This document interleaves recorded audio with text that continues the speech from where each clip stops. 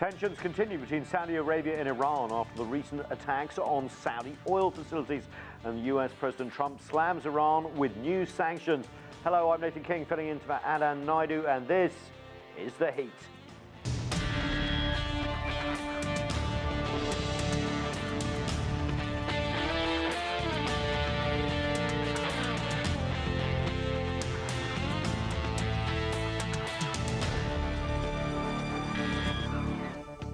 Hello again. Tensions following last Saturday's drone attack on two major Saudi Arabian oil facilities have flared all week. Saudi Arabia and the US blamed Iran for the attacks, with US Secretary of State Mike Pompeo accusing Tehran of carrying out, quote, an act of war. Iran has denied involvement, while Yemen's Houthi rebels have taken responsibility for the drone strikes. Meanwhile, Iran's Foreign Minister Mohammad Javad Zarif has warned that any attack against his country by the US or Saudi Arabia will result in, quote, an all-out war. And Friday, there was more fallout, with the US president announcing new sanctions against Iran. We have just sanctioned the Iranian National Bank. That is their central banking system, and it's going to be at the highest level of sanctions. Now, there's lots to discuss, so let's get straight to our panel. Joining me from New Jersey is Seyed Hossein Mousavian. He is a former Iranian ambassador to Germany and Middle East and nuclear policy specialist at Princeton University. Here with me in the studio is Al-Hamdani. She is a Yemeni analyst and a non-resident fellow at the Middle East Institute. And also with us is Jonathan Broder. He's a senior writer with Newsweek, and he spent several years reporting from across the Middle East. Welcome to you all to the show. Thanks so much for joining us. Seyed, I want to start with you in New Jersey, because the finger has been pointed at Iran for last weekend's strikes. Was it Iran? Iranian officials publicly, they have declined any type of involvement in this issue. Iran gave official note to the US through Switzerland embassy in Tehran. But I think we need to look at the crisis today a little bit broader and more carefully and precisely. Iran and the world powers, they agreed on the nuclear deal in 2015. They were able to manage one of the most important Middle East crises, which was the Iranian nuclear crisis, through diplomacy. UN resolution supported the deal. Iran fully implemented for 3 years. And it was President Trump who changed the engagement policy with Iran, which was successful, started by nuclear negotiations and nuclear agreement to confrontation. Okay. He reimposed sanctions on Iran, and he went far, far beyond nuclear sanctions, sanctioning the Iranian Supreme Leader, Foreign Minister, designating Iranian Revolutionary Guard as terrorist group, and it was very clear the US is after regime change and dismantling Iran. Unfortunately, Saudi Arabia and Israel, they allied with the US to confront Iran. Therefore, it was their option, it was their decision to change the course of engagement to the course of confrontation. They started economic war on Iran. They started political war. They started cyber war. They started to go after regime change in Iran. Therefore, Iran also always would respond in any way they can, although the Iranian officials, they have insisted they were not involved in attacking Aramco, the oil field in Saudi Arabia. Okay, so I'll take that as a maybe. I'm going to go over to, we're bringing in our Saudi guest now from Riyadh, Ahmed Al-Ibrahim. He's a political and security analyst and advisor to global companies. Thanks so much for joining us from Riyadh. We had a slight problem with your connection, but we are up now. Can I put the same question quickly to you? Saudi, first of all, pointed the finger directly at Tehran, seems to have now backed off a little bit. Was this Iran, this attack? Definitely, it has all the fingerprints of Iran. It's yet to be determined if the launching pad was from Iran or from somewhere else. So this is going to come back soon. But obviously, this is the track record of Iran. Iran, unfortunately, they don't act like a country. They're more like a militia in a form of a country. Well, so we would like the Iranian regime to come to the international community. We would like the Iranian regime to coexist with the Arab neighbors and with the other countries.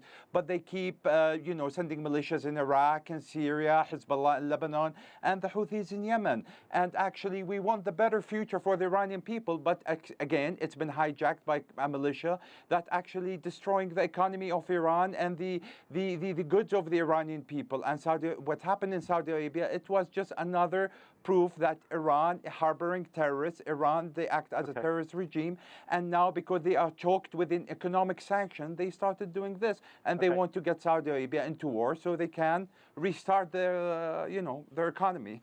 Ahmed, thanks so much for that. I want to go to you. You're Yemeni originally. Houthi rebels claim responsibility for this. Could they have done it, and why? I mean, they have carried out attacks on Saudi soil during the last few years anyway.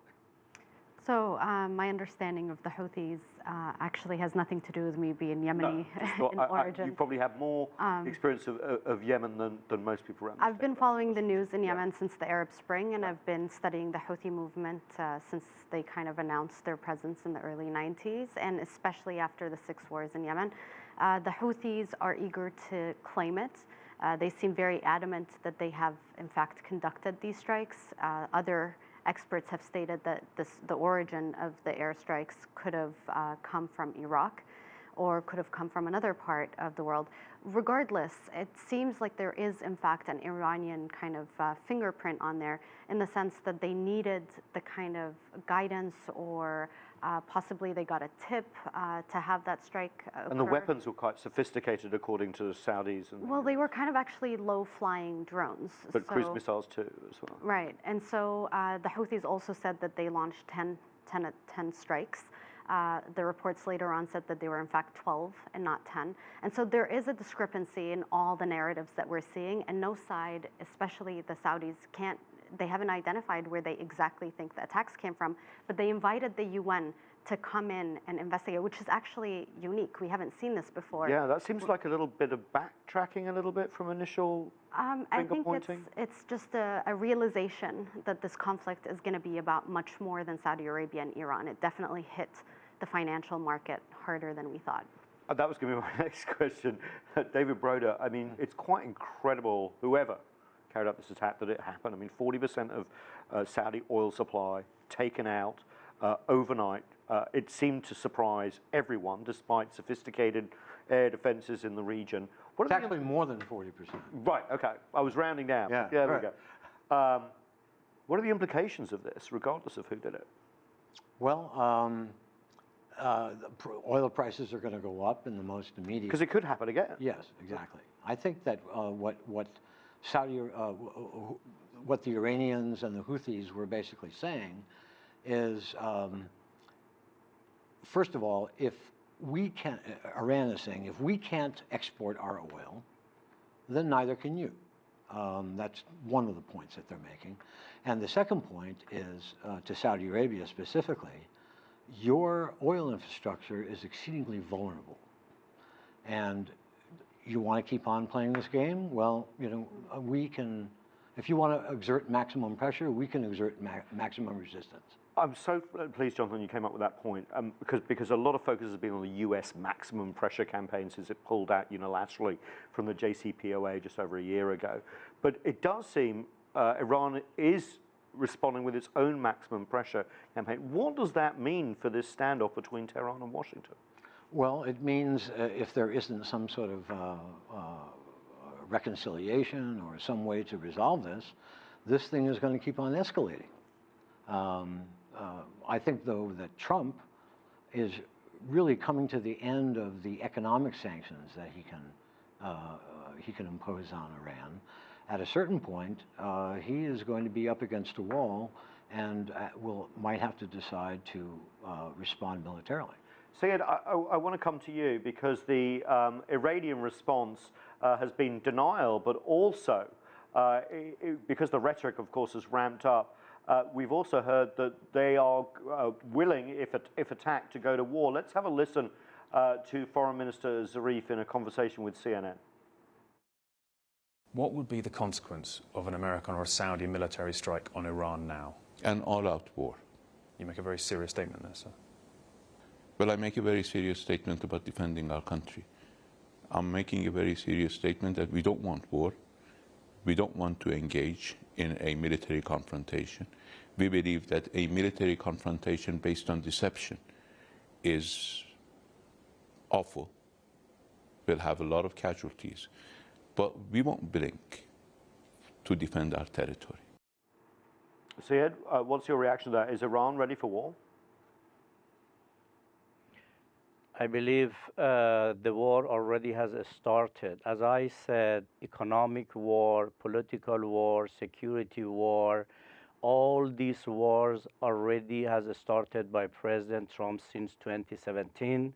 And Saudi Arabia and Israel and United Arab Emirates, they have been allied with the US on all these wars, short of military war. Unfortunately, we are getting close. If there is military strike on Iran, I have no doubt it is not going to be a bilateral war between Iran and the US. It's going to be a regional war dragging the US to a disastrous situation, Saudi Arabia to a disastrous situation. Definitely this would be disastrous for Iran, no doubt about it, but everyone would lose. There would not be any winner in this region. Ahmed, I want you to respond to that, but also bearing in mind that Saudi Arabia has a new crown prince, obviously Mohammed bin Salman. He's been very aggressive in his language versus Iran. And Mohammed Zarif, the Iranian foreign minister, basically accused Saudi Arabia of saying that they want to fight with Iran to the last American, essentially drag the US into fighting a regional war for Saudi Arabia. What is that Riyadh's policy?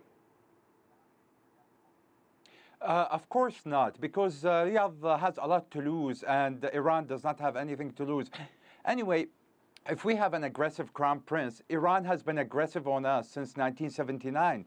They burned so many embassies. They hijacked Americans. They've killed Saudi nationals on the soil land. They tried to assassinate our ambassador in Washington, D.C. in a cafe.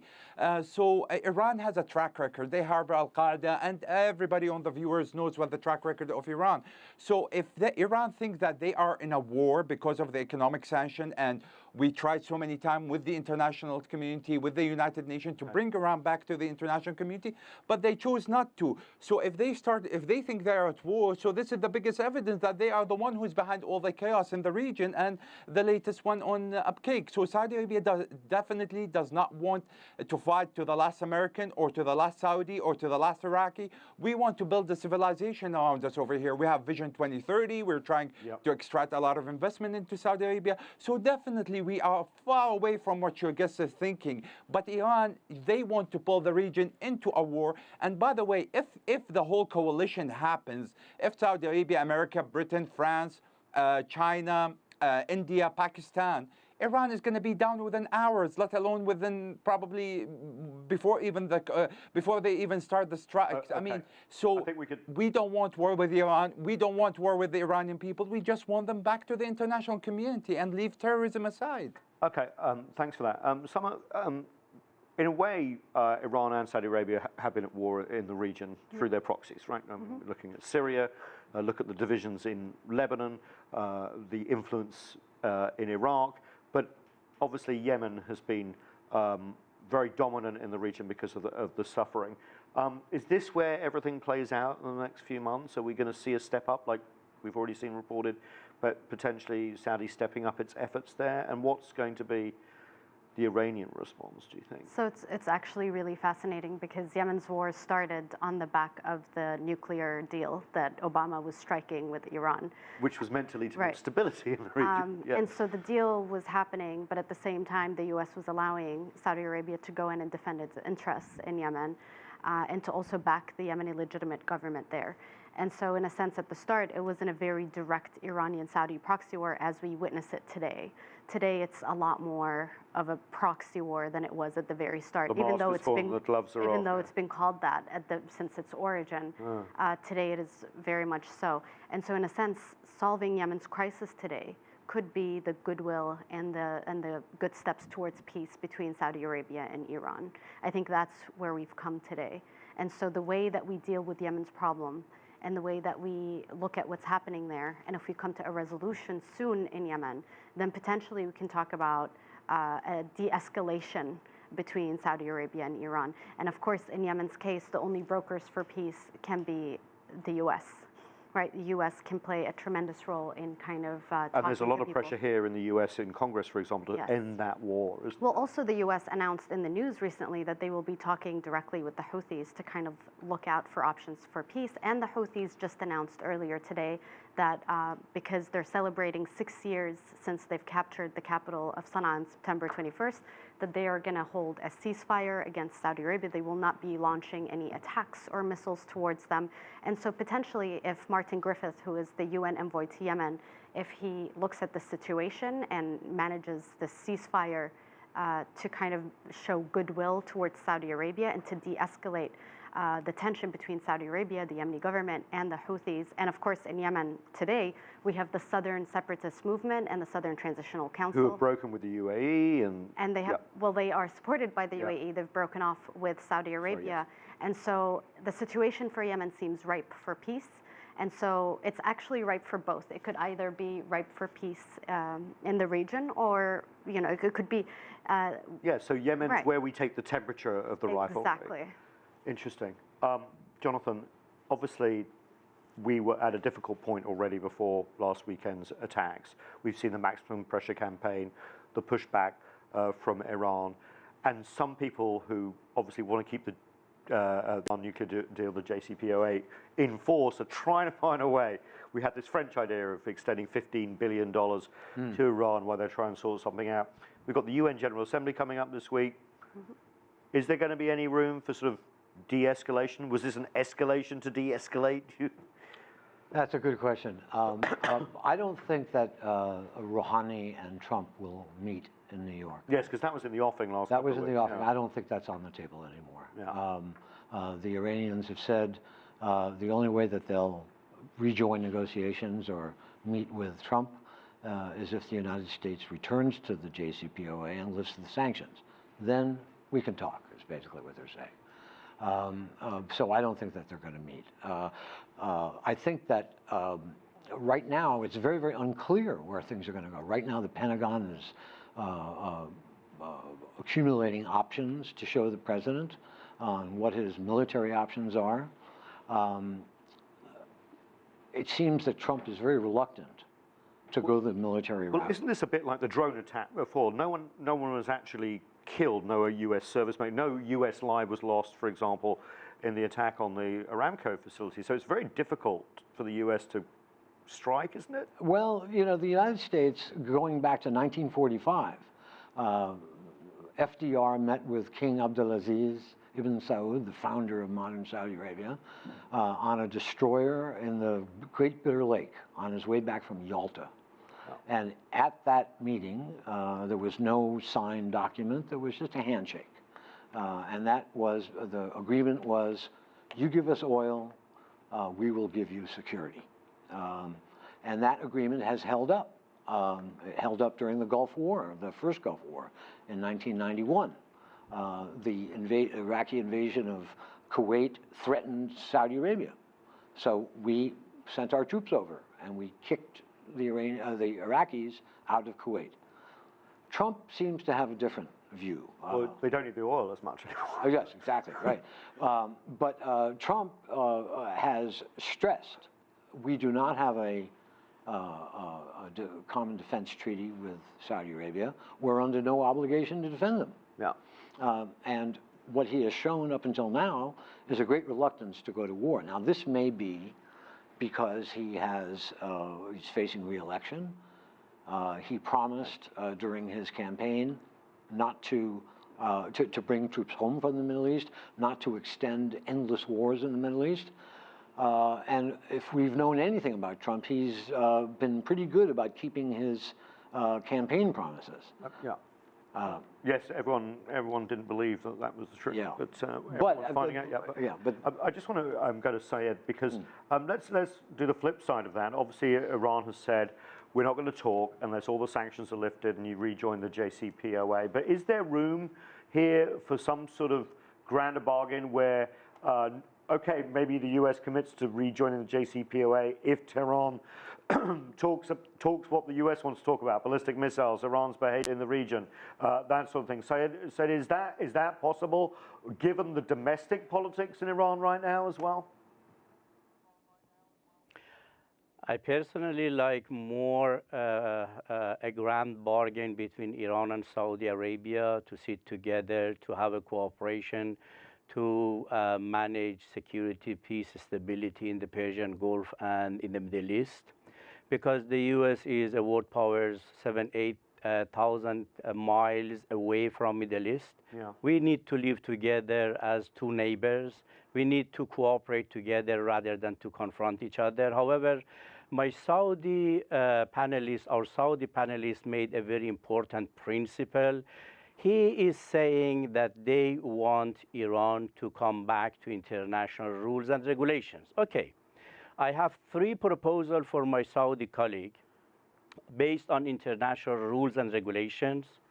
One, the nuclear deal was not Iran-US deal, it was international deal. The UN Security Council 2231 was passed, it was international resolution. Therefore, I would invite Saudi Arabia and the US to come back to international rules and regulations to support the nuclear deal rather than to violate and fight with the nuclear deal. This is a big international deal.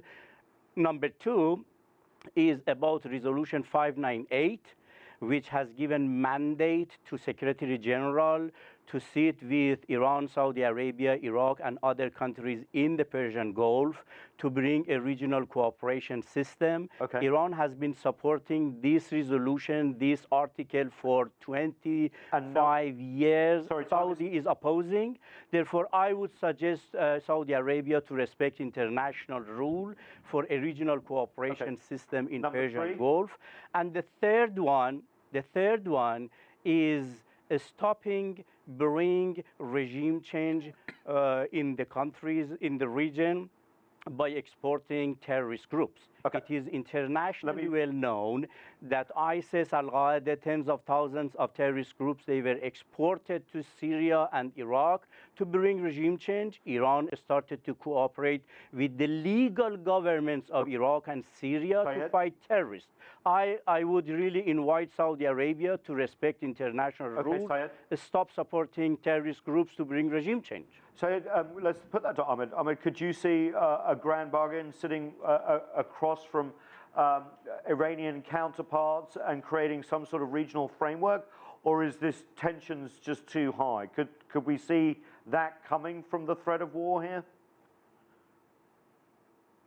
We've tried that with late King Abdullah when he invited the leader of Iran, and when the regime changes in Iran, he kept sending them messages, but they've never returned back.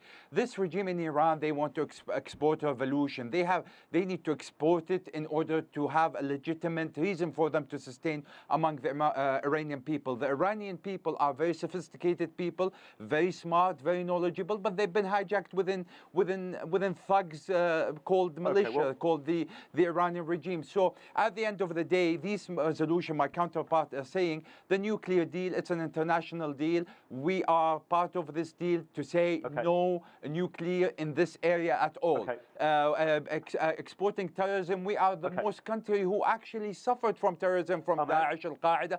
But Iran, they are the people who harbors those leaders. Okay, yes. Ahmed, thanks so much for that. So I just want to ask you about the regional rivalries here. How does this play out between Saudi and Iran at the standoff? Obviously, you have the Gulf Cooperation Council, which has sort of been pushed together by the US, but there are other factors here, Qataris, for example, other factors. Where does it stand at the moment, considering this standoff between Iran and Saudi Arabia? Where does Yemen stand at the moment? Well, where does the region stand? I think that there's a lot of tension all over. It's sensed by everyone, and I think we're all, especially people in the region, a lot of them are hoping that it doesn't escalate because it would be an all-out war. And you never can predict what would happen at that point. And of course, as we've seen in the past, oil is going to take a hit. And so the entire world is going to feel the ripples of that. Interestingly enough, it seems that both the Iranian regime and the Crown Prince, Mohammed bin Salman, are both very stubborn, and they both want to come strong. So if there's ever peace in the future, they want to have it look as if it's a victory on their, on their belt, as opposed to anything else. And so the diplomacy involved there is going to have to be really sophisticated, and it's going to have to give them those victories that they want. But I think it's quite possible that if we look at Yemen's case, I think if the de-escalation in Yemen occurs, right, that doesn't mean that the Yemen war is going to end. It just means that the regional aspect of Yemen's war is going to end. But it means that Iran and Saudi Arabia can actually kind of come to an agreement on something in the region, and it could be the start of something good. But there's other places too, Jonathan. I mean, I've read some editorials here that say, hey, let's hit Iran in Syria. Let's hit them in Lebanon. I mean, the options for the US to respond couldn't just be sort of drone, cruise missile attacks on Tehran. It could be regional. And this, my point here, rather labored, is this could be a powder keg. Absolutely. I mean, just think of the different conflicts that you've got. You've got Yemen, of course, which may not de-escalate. It could escalate again. You've got a very large Shia population right in the oil region of Saudi Arabia. Absolutely, 20% of the population. Right, and there's even speculation that these drones might have been launched from there. You have Israel and Hezbollah. Now, Israel has taken a military, has responded militarily to Iran's efforts to put missiles in Syria in an effort to open up another front against Israel. And basically, Iran looks upon the countries where it has proxy forces as one area of operations. Yes. So with Israel, for now, successfully moving these missiles back or destroying them, Iran has now moved their missiles down to Iraq. Yep. But one of the biggest trump cards that the Iranians have, if they got into a punch-up with the United States or with anybody, is to basically activate Hezbollah. And they've got 100,000 rockets. And very close to Israel as well. Right. This is really worth bearing in mind, the whole regional aspects of this. We're going to have to leave it there. More to be continued, I'm sure, over the coming weeks. Thanks so much for joining us. Have a great weekend from all of us here at The Heat.